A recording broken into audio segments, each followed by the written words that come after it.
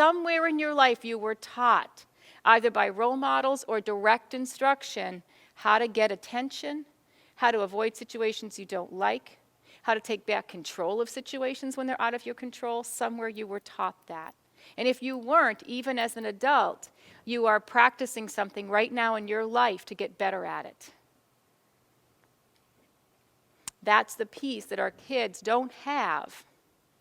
So we got to stop looking at correcting the behavior, which is a symptom, and start thinking about how do I correct the skill deficits so that they don't have to act the way they do to get those needs met.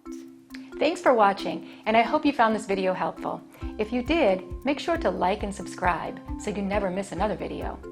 I speak and consult on school behavior, and I love to help districts solve some of these problems. See you next time.